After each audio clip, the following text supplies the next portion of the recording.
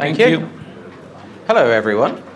So, VCONs, turning your SIP calls into structured, auditable conversational records. So yeah, I'm Dan Jenkins. A little bit about me. I've taken this all the way down. I recently became a IETF editor on the web spec. Hopefully that's going to be kind of final draft in the next week or two, which is quite exciting. I run a company called Nimble Ape. Oh, that didn't turn out very well, did it? There's an ape there, it's black. So yeah, Nimble Ape, we do real-time consulting in the UK. Also run a company called Everycast Labs, and got a couple of products there. The main one that we'll talk about today is VCON.store. I'll barely talk about it. It's just a way of showing you what a VCON is. And then yeah, VCON.store. I first started talking about VCON.store a year ago at OpenSIP Summit, and we're now a year later and we're finally actually launching it. But very quickly before we get going, ComCon, so I run a conference usually in the UK around real-time communication. This year we're co-hosted with SIPgate, which means it's in Düsseldorf, 9th to the 11th of June. Very cheap ticket, cheap hotels at the moment, etc. 1 day of hacking. And that's not a hackathon, that's just, get to sit down and actually just, play about with some code with fellow people that kind of get what you're doing. And then 2 days of talks, full of talks. And speakers are being announced as we speak. If you want to come, 2026.comcon.xyz. And we are looking for more sponsors. So if you're interested in sponsoring, then come talk to me. Sponsorship is, again, fairly cheap. Anyway, on to this. VCONs. So what is a VCON? How many people in the room have heard of VCONs? Oh, that's actually a very small number. Out of those people that put up their hands, how many of you actually understand what a VCON is? I'd probably say that's like an 80% drop-off rate. So, what is a VCON? Conversations, and that's the gist of it. It's in the name. It's a VCON, conversation, virtual conversation. So we have an awful lot of conversations. They might be voice, they might be video, they might be chat, they might be SMS, they might be WhatsApp, they might be email. They're all conversations, and they're all kind of siloed into their own independent places. So you have CDRs, you have WhatsApp conversations, SMS that you can't get from anywhere else, etc., etc. Email's not siloed, but you get the idea. We've got all of these separate conversations all happening. They might all be happening with a customer, and you need something to kind of glue all those conversations together. There's no common format, there's no common way to share that conversation with other people, and there's no common way to go and sign that conversation, that whole conversation, with another to sign it. And then there's no way to actually go and commonly redact information so that when you share that conversation with someone else, they don't get certain bits of that information. It's all kind of custom up until VCONs. So yeah, up until now, that's been how things are done. But now we have VCONs, virtualized conversations. Thomas, the guy that kind of thought about the whole thing and pushed it all the way through the IETF, he says think about them as vCards, but for conversations. It's just a container. It's just like, a container around audio, a container around video. So, but it's for everything that happened within that conversation. It's all standardized, it's all portable, it's all verifiable, and it's all properly standardized in the IETF. So it's charted. The IETF working group is chartered, it's active, and they're actively putting stuff out. It's not just sitting there. There's 3 drafts within that working group, and so there's the overview, there's the core, and then there's the primer for the privacy. So let's open up the core bit. It's just JSON. And then you go, well, why is there a whole working group around making a JSON document? It's a very good question, but it actually takes an awful lot to kind of come up with the right structure that is actually going to work flexibly across all of these different mediums, right? So what is part of a VCON? What's the bits that actually have to be there? So there's a UUID, there's created at, there's updated at, there's a subject that tells you underlyingly what is this conversation, and then there's 4 arrays. So there's parties, there's dialogue, there's analysis, and attachments.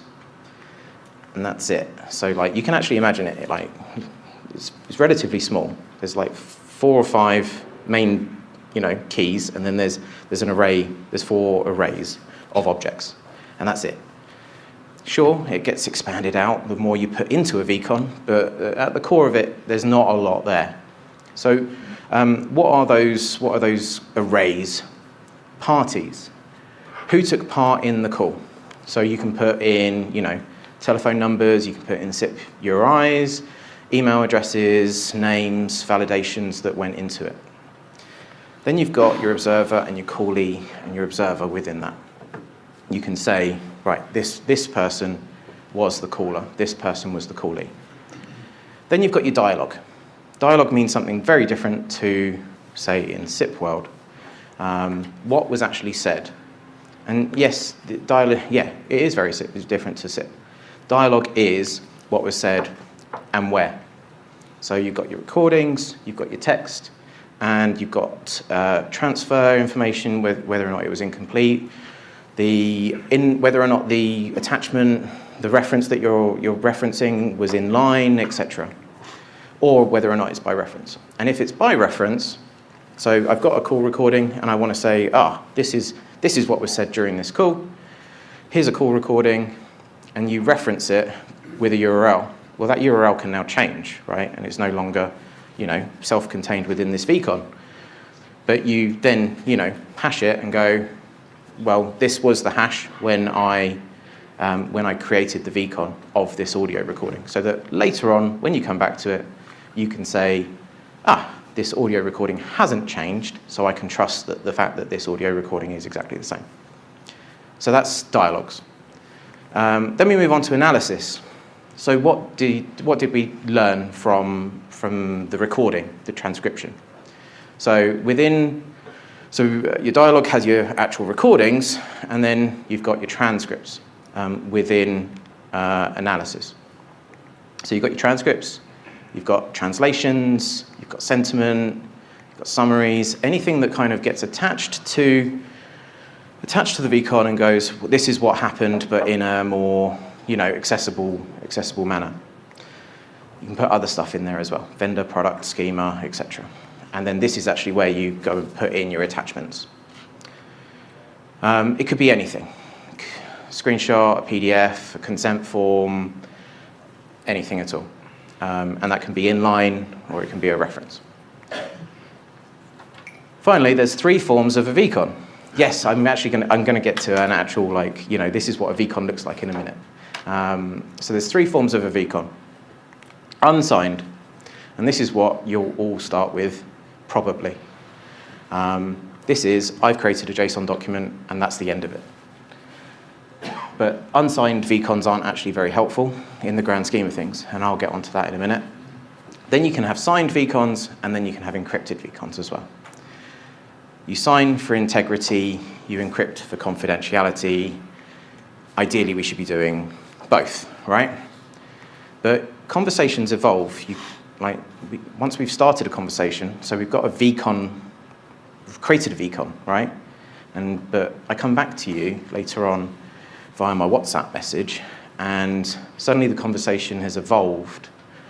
Well, does that mean that I go and create a new VCON? Does that mean I patch my other VCON that happened earlier, but the one that happened earlier is already signed? You can amend VCONs. You can add analysis.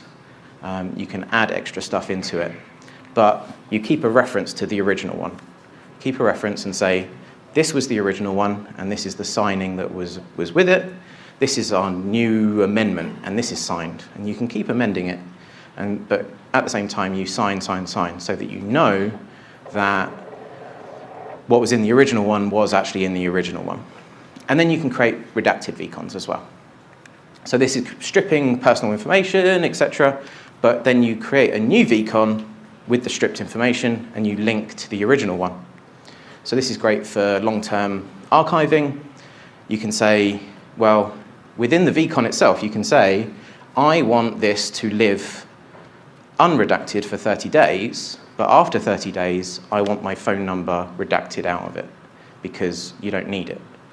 You can keep the record of the call, and you can keep all the sentiment and everything else that was within it, but you need to remove my personal information from it. And this is part of consent. So that's long-term archiving. So you get nested signatures and renewable certificates, extensions, compatibility. Yeah, it's all within the spec. I'm kind of going over things quite quickly because I've got 227 slides. You'll be glad to know I'm 102 all the way through so far, right? So we're doing good. So privacy, what I was just kind of getting onto just a second ago. It's all about consent. Conversations are personal, right? A VCON can hold everything. A VCON can hold all of your information about that conversation that you've been having with your mum or with your energy company that you're really unhappy with, right? It could hold anything. And that in itself is a really powerful thing. Before, we had all of this messy data, right? Data everywhere in different formats, and so it was kind of security by obscurity. Obscurity, is that a word? You know what I mean. But now we're suddenly making it easy for AI to come and read these conversations. That's a superpower, and we have to be careful with it. So yeah, it's dangerous. This is where the privacy primer working group comes in. They've got 10 principles: consent, notice, purpose limitation, data minimization, storage limitation, security, individual rights, data integrity, accountability, record keeping, and consent must be freely given. It has to be specific, and it has to be informed, and it has to be revocable. I can't say that word for some reason. And it has to be documented. So you can kind of get a big picture here, right? It's a document, and it has parts of it, but within those parts, you can say, here's a call recording, here's some analysis, here's some transcription, but I want you to redact it after 30 days, and I've only given you consent for training purposes. And suddenly it's within this one JSON document. And it kind of makes a lot of sense. So VCONs can carry that consent within the data, and that's the most important bit. So let's talk about how we actually go and build one with Kamailio. So it's a little bit small, but hopefully you can get the gist of it. We've got a caller calling in from the PSTN, comes into Kamailio, comes into RTP engine, and then we send it off to a SIP server. In this instance, I'm actually sending it to 11 Labs because they have a nice SIP agent, and it's super easy to just send traffic to them instead of me having to bring up even more demo things that inevitably break. That SIP server then connects to whoever. In our case, we're talking straight to an AI agent. And then during the call, I've got a VCON sidecar that's sitting right next to Kamailio, and it's sitting right next to RTP engine. And it gets these events from RTP engine and Kamailio. I think it's not actually getting an event from RTP engine. It's the way I wanted to do it. It's actually looking at a file that has an open file descriptor, and then it's really janky. Like, don't do it that way. But this is the way that I did it for the demo. So the VCON sidecar in this diagram goes and creates that VCON, and then it chucks it up to something called a conserver, which is just a VCON server. And the spec for that is part of the VCON stuff. And then once you put it in, it gets signed via something called SCIT. I'm not going to talk about SCIT too much. It's just a way of signing the data. And that, you can see, runs a create and a patch. So we actually have the call going, and then when the call ends, we actually create the VCON immediately. And then we go in, once the recording's done and once we've got transcription, we go and patch that VCON. So yeah, Kamailio, RTP engine, we record, oh, why did that go backwards? We record each leg so that we get independent audio. And we get the caller, callee legs completely separately as audio. And then we've got our sidecar listening for the right events. Call start, call end, gets the data out of RTP engine when the file has finished recording, and then goes and creates the VCON. It then attaches the consent because we know that they were played back this call may be recorded for training purposes. And so it's able to attach that consent to the VCON, and then it uploads the recordings, patches in the transcripts, so you can go off to your AI provider to get your transcript.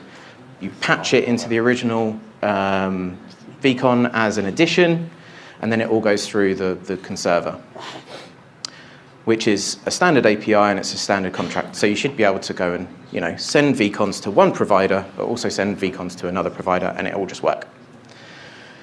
So it's all logged, and it all goes through Skit. Tamper evident, lifecycle, et cetera, et cetera, et cetera. So let's take a quick look at, I want to change, I want to show you my whole screen, start mirroring. So, what have we been working on for the past year, on and off? So we created something called vcon.store. I'm not going to try and sell you a vCon store, but it does have a nice free tier so you can go and create VCONs, and then you can send them up to us, and we will store them for you. I think that's a key bit that's missing from the whole ecosystem. You can go and make VCONs, but what do you go and do with them? Like, I can go make them and I can go store them somewhere, but how do I know that I'm doing it properly? You go and use something like vcon.store. So we can go over to our dashboard and we can see my VCONs, and you can see I created some earlier. So we've got this one, and so you can see here, hopefully, is that big enough? You can see that we've got a call. It was 7:10 this morning. I think that's in UTC. It tells you how many parties were in there, how many dialogues happened, how many analysis were added, who the call was from, who it was to. This all sounds like CDRs, right? But then I can go in and I can play. Hello there. Welcome to Kamailio World. I can go play those two separate legs because they're attached to the VCON. I can see exactly what was said and when. I can go get an analysis about what happened on the call and whether or not it was a good call or bad call, what was the summary of the call, etc., etc., etc. And then you can see here there are different versions of the VCON. So this was our original VCON, and then I went and amended it with a note, but you can still go in and see this original VCON. I amended it, and then this last one I went in, so we were viewing the amended one, and then I went in and redacted a load of information, and suddenly you can't see what my phone number is because I redacted it. But you can also go say, I went in and manually redacted it, but you can actually go in and say, I want this to redact on this date, and it will go and redact it. So that's vcon.store. It's super simple, super scalable, just works, and that's it. So let's show you one actually being made in real life. Hello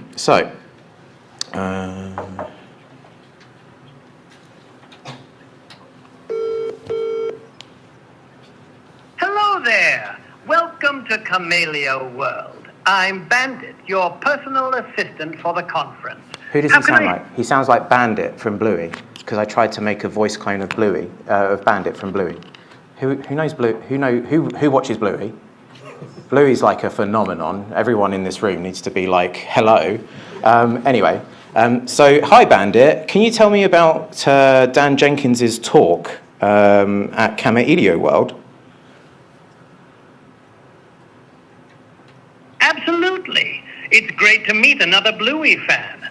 So Dan Jenkins, the CEO of Nimble Ape from the UK, is giving a talk on Friday, May 8th from 11 o'clock to 11:30.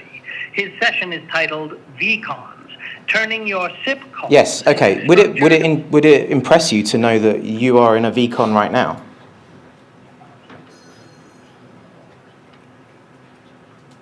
Oh, that's quite a thought. It certainly Anyway, so you get the idea, right? That's just talking to 11 Labs SIP endpoint, and literally I told it I want a voice agent. It gave me a prompt. I changed the voice, and I changed. I think the name of the agent was Kit, and I changed it from Kit to Bandit, and that was it. Like this is what we're kind of living in right now. So you can see the original one has been made, and I can click into that, and we can see our consents. You can see I was working on this literally an hour ago, and I seem to have messed up my formatting.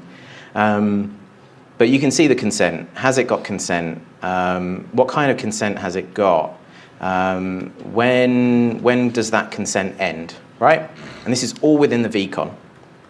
It says no dialogues because the call only just ended. Attachments. So it knows about, it knows that there will be two attachments, and it has these bits of data against them. If I refresh, hopefully other stuff has arrived.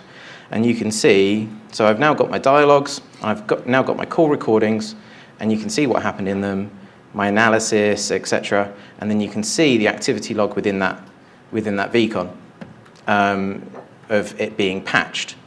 But there's only one VCON. So I can go in and redact it, and I can say, no, I want to redact everything from it. So then it goes and makes my redacted version.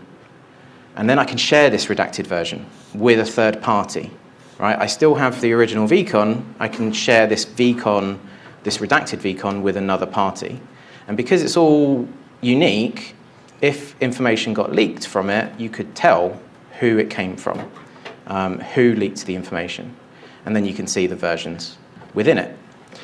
So that's vcon.store, that's VCONs. Let's go back to my slides, because I'm semi-running out of time. Extend display. So, I can't see.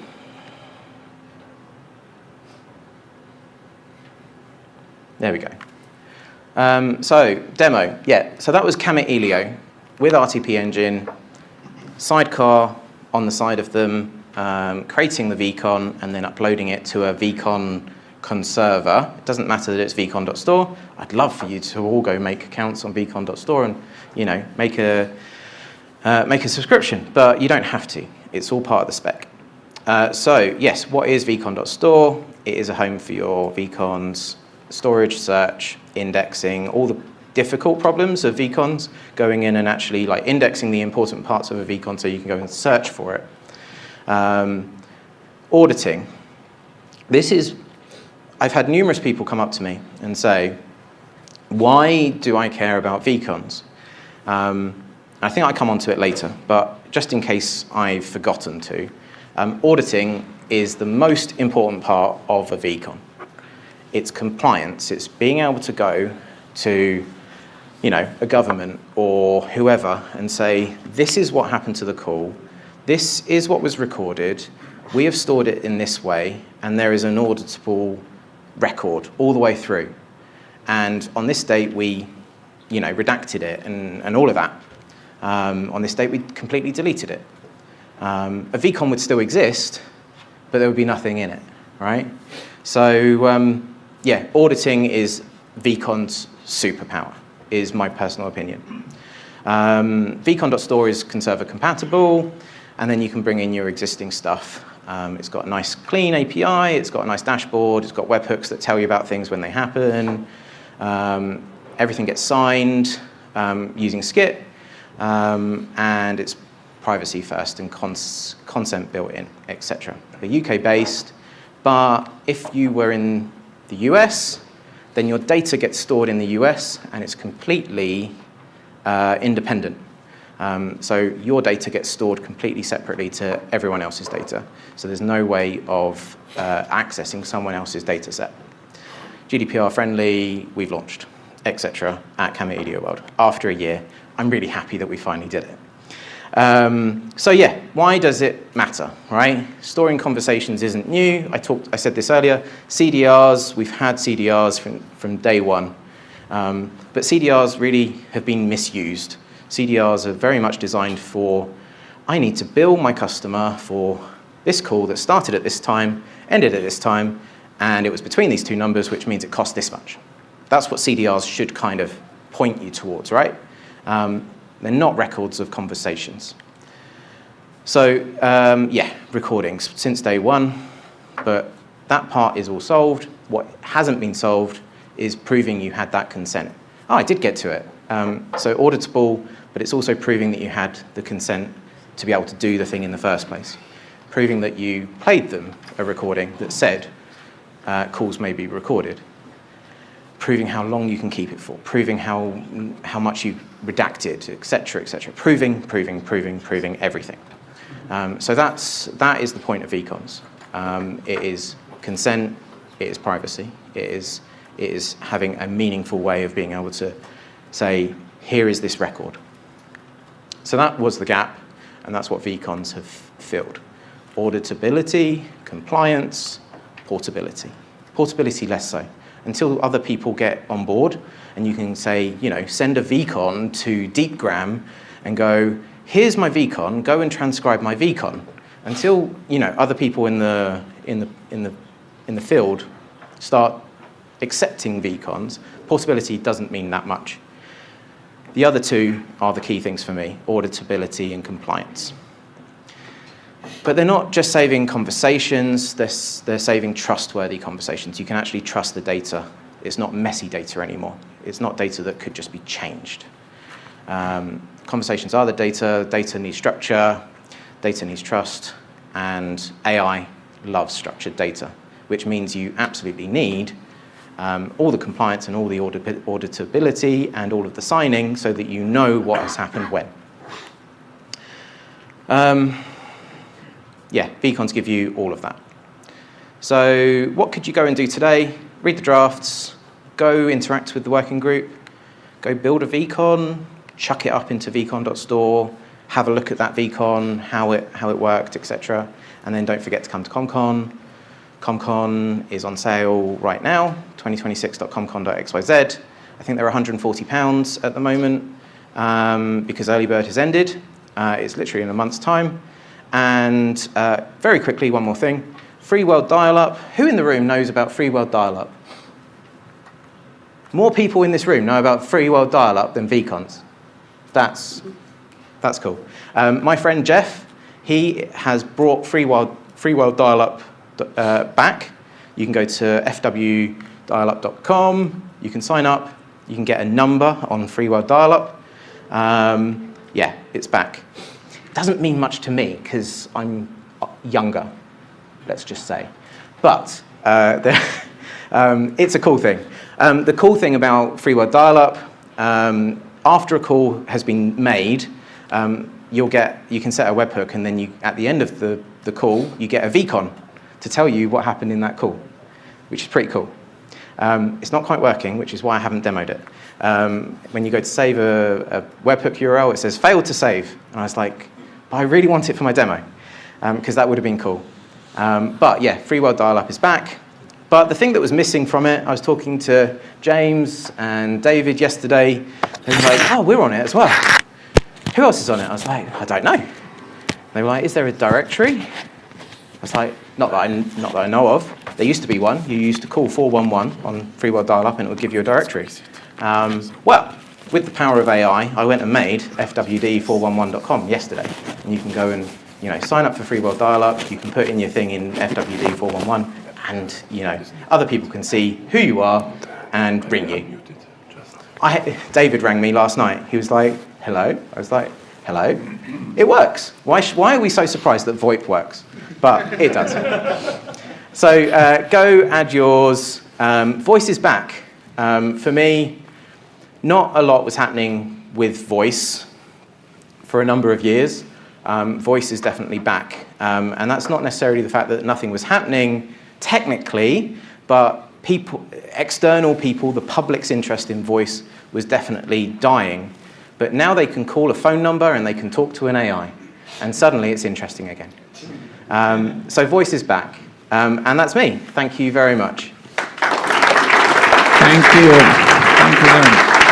Okay, so 1-2 quick questions. Tori, it's here. Was I bang on time? I'm pretty impressed with myself.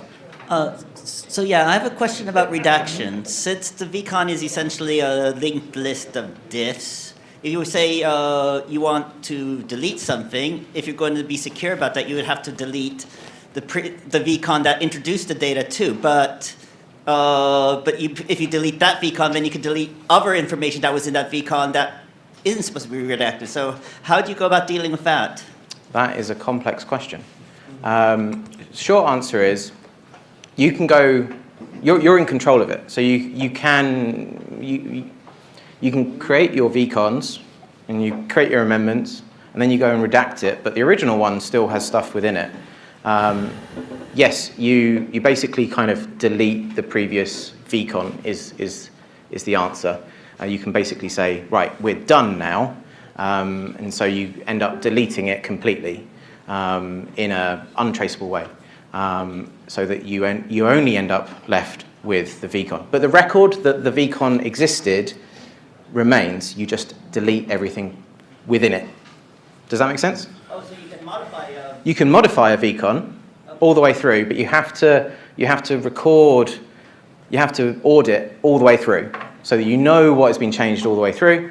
You don't know what the state of it was necessarily at the beginning because you've amended the VCON, but there's an audit trail all the way through. But yeah, at the end of it, you'll go, I want to destroy this VCON, but you don't actually destroy it. You keep it as a record, but you remove everything from within it. Okay.